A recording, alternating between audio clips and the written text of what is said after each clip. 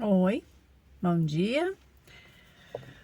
Bom, eu quero trazer para vocês uma leitura para que é importante a gente fazer ela para quem está frequentando uma casa espírita, principalmente para os trabalhadores da casa, que ela traz como exemplo atividades do plano espiritual inferior que, não satisfeito com o trabalho que a gente faz dentro de uma casa, com as atividades de caridade, de amor e de progresso evolutivo que cada um faz individualmente, termina agindo de forma a querer fechar esses ambientes, tá? Este é um livro que fala desse movimento nas casas espíritas no plano espiritual inferior e óbvio que ele vai esclarecer a, as consequências e o comportamento do plano espiritual inferior superior diante de tudo isso, né? Como nós agimos aqui encarnado, o plano inferior atuando dentro dos nossos parâmetros de comportamento e os espíritos amigos, superiores, né, mentores, tentando amparar tudo isso. Aconteceu na Casa Espírita, escrito por Nora, no espírito de Nora, e psicografado por Emanuel Cristiano. Já começa aqui, ó, na própria capa, que diz: a verdadeira fortaleza de uma casa espírita, do ponto de vista da função na Terra, não está nos alicerces de concreto, e sim no estudo e vivência do aspecto doutrinário. Wilson Ferreira de Mello, quem comentou essa frase. E realmente, o estudo faz com que a gente crie uma certa consciência das coisas que acontecem, das manipulações que são feitas e de como a gente consegue se defender de tudo isso, tá? Primeiro momento da leitura, então, eu vou ler aqui a guisa de prefácio, só para a gente dar entrada nesse livro e depois vou passando capítulo por capítulo. Então, Terezinha Oliveira diz: pensávamos em como apresentar esta obra mediúnica ao leitor, quando o espírito Dr. Wilson Ferreira de Mello, querido e saudoso companheiro de lide na seara espírita e especialmente de longos anos em nossa casa, nos surpreendeu com uma mensagem. Templos. Era evidentemente o prefácio desejado. Pareceu-nos adequado também, figura-se nessa apresentação a página Aconselhando o Médium. Isso tudo é dito na introdução deste livro. Que Nora, a autora espiritual, escrevera anteriormente a recepção da obra, por informar o propósito da espiritualidade maior ao nos transmitir suas mensagens, o da edificação geral, ou seja, o aprimoramento moral da humanidade. Com a palavra desses amigos espirituais, consideramos este livro devidamente prefaciado e de forma muito superior ao melhor que poderíamos fazer. Foi escrito por Terezinha Oliveira, tá? E templos é a mensagem de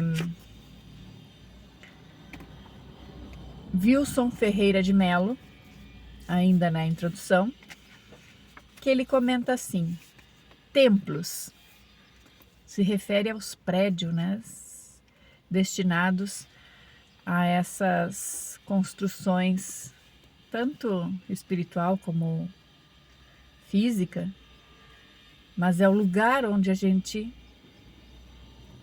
se apropria da religião. Então vamos ver o que ele fala dos templos.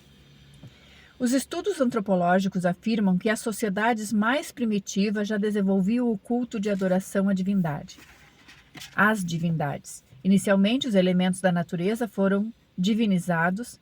Mais tarde, tomando o efeito pela causa, elevaram os mensageiros espirituais, conclamados por Deus, para cooperarem com o progresso humano ao degrau de deuses. Depois edificaram templos para adorar as forças superiores.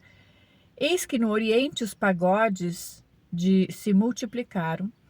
Nas terras do Nilo, pilonos e túmulos foram edificados. A Acrópole, na Grécia, berço da cultura ocidental, acolhia inúmeros santuários. Delfos resplandecia com o oráculo erigido em homenagem a Apolo. Roma regurgitava de deuses de pedra, importados da tradição helênica, construindo seus altares no seio das famílias romanas. Entretanto, foram, no Monte Moriá, que os israelitas, representando a ideia monoteísta, um avanço para a humanidade, fundaram o grande, famoso e faustuoso Templo de Jerusalém. Idealizado por Davi e concretizado por Salomão, representava toda a grandeza espiritual daquele povo. Nos vários pátios ecoavam oração ao grande Deus de Abrão, Isaque, Jacó. No átrio dos gentis e dos israelitas, Jesus dera inúmeros ensinamentos. Todavia, a história registra que todos esses templos mundialmente conhecidos foram ou estão sendo corridos por Cronos, flagelo indomável que a tudo devora. Dos oráculos e santuários gregos restaram apenas ruínas. Nas terras dos faraós, mausoléus e esfinges aos poucos são devorados pelo tempo. O suntuoso templo de Jerusalém fora destruído pelas atitudes bélicas, restando apenas o muro das lamentações.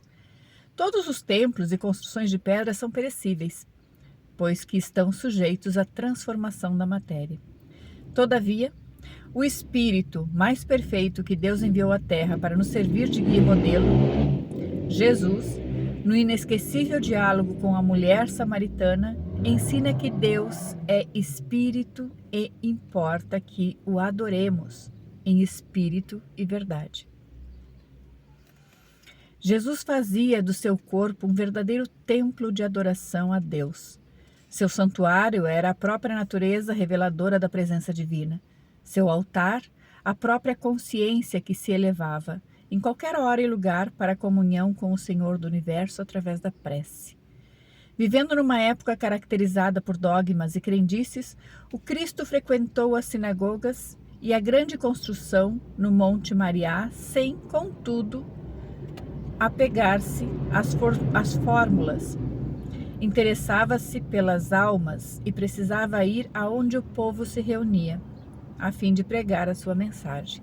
Contudo, procurava a essência dos ensinos, aproveitando naturalmente o espaço físico que deveria ser consagrado às atividades espirituais. Então aqui ele resume que templos foram construídos, tanto de pedra, né? Mas Jesus mostrou, como ele sempre disse, eu não vim destruir a lei, mas eu vim fazê-la cumprir. Ele mostrou que o templo verdadeiro está aqui dentro de nós. Nós, na verdade, somos o templo. Tá? E a nossa consciência, a nossa vivência é que vai demonstrar o quanto esse templo é importante, né? Ou como deveria ser importante. Vocês perceberam que eu estou dentro do carro, então o barulho na volta tá no movimento. Então, o verdadeiro templo de Jesus somos nós. Cada um de nós é um templo. E a gente se conecta com a divindade através da oração. 18 séculos depois, eis que o mais alto nos traz o Consolador, a doutrina espírita que figura na Terra como restauradora do cristianismo primitivo.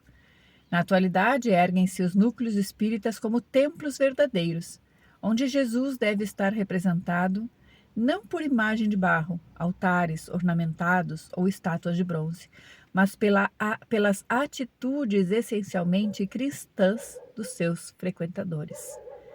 Isso é o centro espírita, né? A gente sempre estuda como construir, como abrir um centro espírita, quando a gente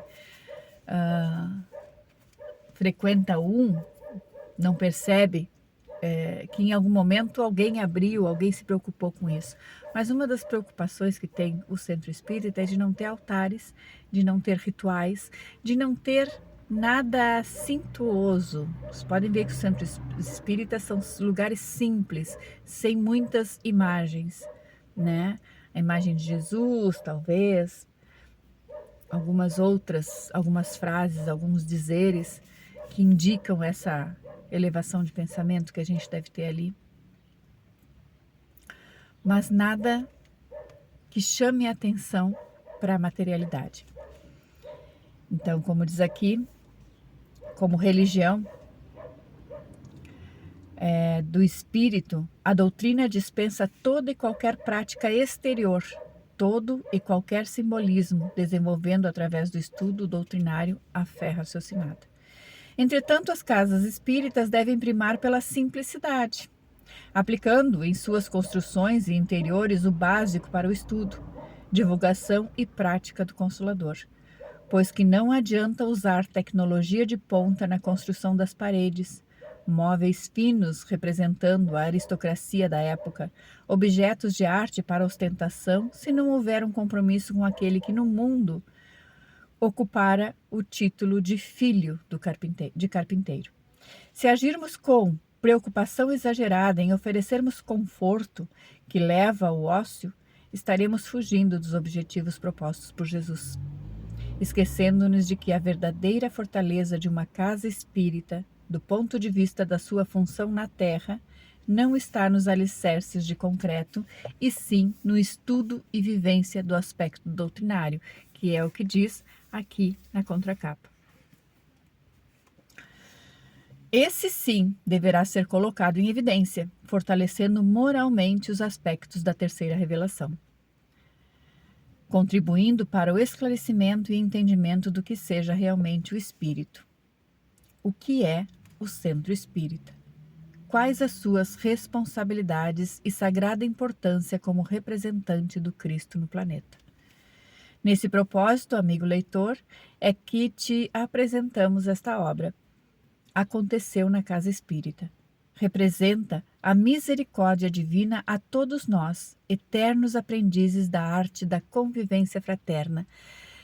Outro detalhe que a gente entende quando frequenta uma casa espírita é que vai ter dentro da casa espírita todos os tipos de relacionamentos, todos os tipos de comportamento, porque nós somos seres humanos, e seres humanos cheios de defeitos. E não vamos deixar os nossos defeitos na porta da frente para entrar. Tá? Não vamos ficar na rua as nossas falhas e vamos entrar para dentro da casa e sermos perfeitos. Jamais vai acontecer isso. A nossa perfeição vai ser adquirida a partir do conhecimento. E nós vamos melhorando dia a dia. Mas vamos estar com os nossos defeitos. O que acontece então?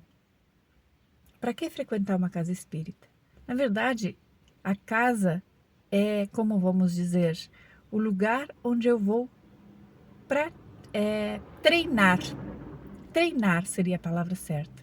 Eu vou treinar um comportamento melhor, porque eu vou me esforçar dentro da casa para ter esse comportamento que os livros falam, né? Que a filosofia fala, que Jesus nos ensina, e colocar em prática fora do centro, dentro da minha família, dentro do meu trabalho, na sociedade onde eu vivo.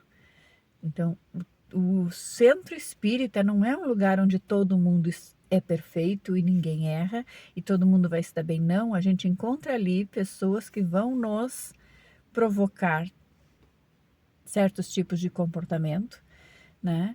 E ali dentro, com essa consciência, com essa energia que gera a casa espírita harmonizada, bem amparada pela espiritualidade superior, eu vou conseguir fazer um esforço maior para mudar a minha atitude diante desses comportamentos.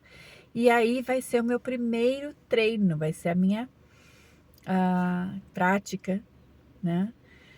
Que eu vou levar para fora, para conseguir realizar isso em maior e maior amplitude na minha vida física. Dá para entender um pouquinho essa ideia? Então, não somos perfeitos, vamos cometer erros, somos falhos e não vamos deixar os nossos defeitos fora da casa espírita quando a gente entra. Então, uma das primeiras coisas que a gente tem que entender é que temos que nos aceitar como somos e aceitar o outro como ele é também. Primeiro treino.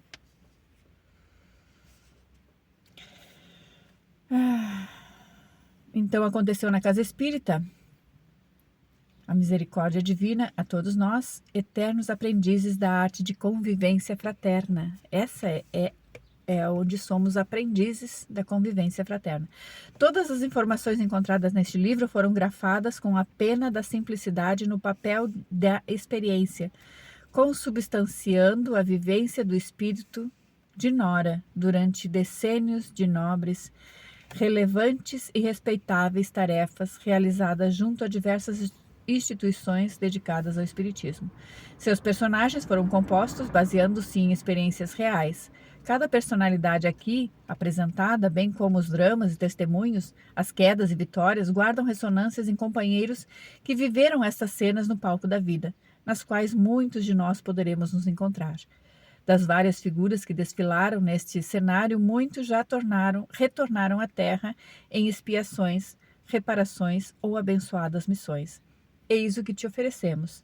Esperamos que estas páginas singelas possam falar ao teu coração, despertando-te para a necessidade e responsabilidade do serviço espírita, a seriedade absoluta no executar das tarefas, a fim de que possas reconhecer que, se almas enfermas podem tentar contra a obra do Senhor, aproveitando as fraquezas humanas, miríades de benfeitores espirituais, arautos dos céus, apoiam, protegem, incentivam todo aquele que cooperar de maneira honesta e verdadeira, mas sem lhe tirar a oportunidade do aprendizado e testemunho. Cientes das responsabilidades que abraçamos junto a Deus, nosso Pai, e o movimento espírita, desejamos que todos os que executam qualquer função nas abençoadas casas consagradas ao Espiritismo possam encontrar neste trabalho singelo, quanto à forma, mas profundo e importante quanto ao fundo, esclarecimentos e estímulos para a vigilância, a oração, o estudo e o trabalho, guardando a certeza de que, o que quer que venham a acontecer no centro espírita, fruto da nossa atuação boa ou má, será sempre de nossa inteira responsabilidade. Isso também. Independentemente do serviço que executamos, sempre seremos convocados a comparecer ao tribunal da própria consciência, sob os olhos atentos e severos das leis divinas convertidas em grande juiz, prestando contas dos nossos atos. Sempre que o orgulho, a vaidade, a língua viperina e a intolerância adentrarem os templos espíritas, estaremos abrindo brechas aos adversários do amor, tumultuando a obra do Cristo. Rogando a Deus nos abençoe e pedindo a Jesus ajude-nos a conservar a honestidade, a verdade, a fraternidade em nossas abençoadas casas espíritas e gratos pela oportunidade de servir, desejamos a todos os irmãos de jornada espírita paz, serenidade, estudo, prática doutrinária, união fraternal, a fim de que as infiltrações não tenham lugar nos verdadeiros centros espíritas, templos de amor, que devem representar de maneira absolutamente fiel o próprio cristianismo.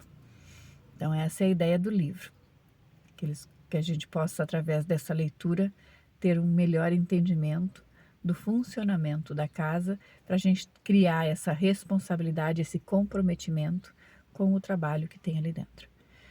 Isso foi escrito por Wilson Ferreira de Mello, uma mensagem psicografada pelo médium Emanuel Cristiano, em uma reunião no dia 11 de março de 2001, no Centro Espírita Allan Kardec de Campinas, São Paulo. Uma boa leitura para nós. Até a próxima.